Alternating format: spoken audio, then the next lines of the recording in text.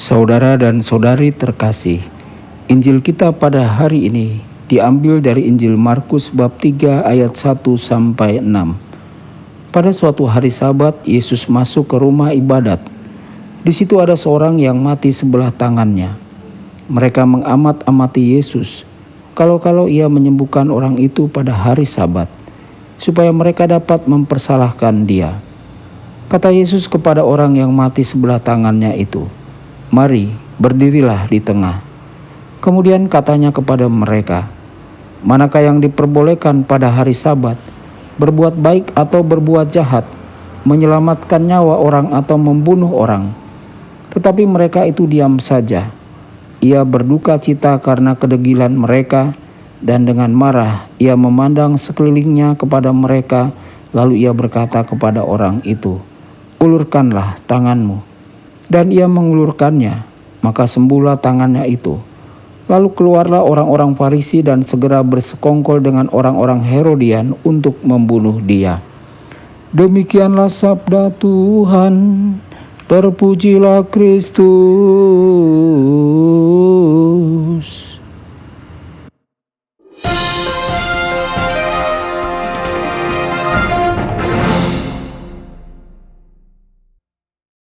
Saudara dan saudari terkasih dimanapun Anda berada, jumpa lagi dengan saya Romo Tedens dalam saluran Warta Kabar Sukacita. Semoga Anda semua dimanapun berada senantiasa dalam keadaan sehat dan bahagia. Pada awal pelayanan publiknya, Yesus telah menimbulkan pertentangan dari orang-orang Farisi. Setelah membuat mereka diam dalam kisah di ladang gandum, Yesus dengan berani memasuki sinagoga untuk menghadapi mereka sekali lagi. Di sinagoga orang-orang Farisi menduduki tempat pertama yang terhormat, dan mereka mengawasi setiap gerak-gerik Yesus. Mereka berharap Yesus akan menyembuhkan orang sakit pada hari Sabat, sehingga mereka dapat menuduhnya melanggar hukum Sabat. Saudara-saudari, orang-orang Farisi mengamati Yesus dengan cermat. Kalau saja mereka melakukannya dengan semangat yang benar, yakni belajar dari Yesus dan memuliakan Tuhan atas keajaiban yang Tuhan lakukan melalui Yesus, maka hal ini sangat membahagiakan. Tetapi justru sebaliknya. Saudara-saudari, dengan keberanian yang tak kenal takut, Yesus memanggil orang yang mati sebelah tangannya untuk berdiri di tengah, sehingga tidak ada yang bisa salah menyangka akan apa yang Yesus lakukan. Apakah diperbolehkan untuk berbuat baik pada hari Sabat atau berbuat jahat? Demikian kata Yesus. Mereka harus mengakui bahwa berbuat baik itu diperkenankan, dan berbuat baik adalah hal baik yang Yesus usulkan.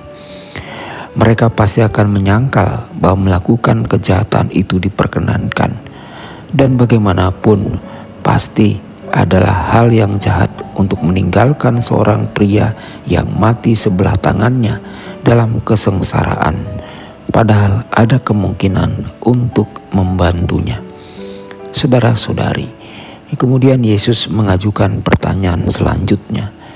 Apakah diperbolehkan menyelamatkan kehidupan daripada menghancurkannya? Yesus mengambil langkah untuk menyelamatkan hidup orang yang malang ini. Dalam perhitungan apapun, pasti lebih baik berpikir untuk membantu seorang yang mati sebelah tangannya daripada berpikir untuk membunuhnya. Maka tidaklah heran orang-orang Farisi tidak punya alasan lagi untuk melawan Yesus. Saudara-saudari, Injil jarang menunjukkan kemarahan Yesus. Di sini kemarahan Yesus dipicu oleh kemunafikan orang Farisi dan kekerasan hati mereka. Orang-orang Farisi menutup diri dari pesan keselamatan yang dibawa oleh Yesus. Saudara-saudari, apa yang terjadi ketika seseorang secara definitif menutup hatinya kepada Yesus? Orang-orang Farisi, pembela hukum dan tradisi Yahudi, adalah musuh bebuyutan orang-orang Herodes atau para pengikut Herodes yang bekerja sama dengan Raja Herodes dan Romawi. Namun dalam Injil kali ini mengisahkan fakta mengerikan bahwa mereka bergabung untuk merencanakan pembunuhan terhadap Yesus. Mereka dipersatukan bukan oleh kekuatan kebaikan yang hakiki, tetapi oleh kekuatan kejahatan yang ganas. Apakah kita bersedia untuk berani seperti Yesus, bahkan menanggung tantangan yang pahit demi Injil? Saudara-saudari, marilah kita melakukan perbuatan baik untuk seseorang hari ini meskipun sulit, sebagai wujud panggilan kita untuk bersaksi tentang Yesus. Tuhan Yesus memberkati dan menyertai Anda semua. Sabda Allah adalah kebenaran. Sabda Allah adalah kehidupan. Mari kita mencintainya, mari kita menghayatinya. Ya Tuhan yang ku muliakan, sabda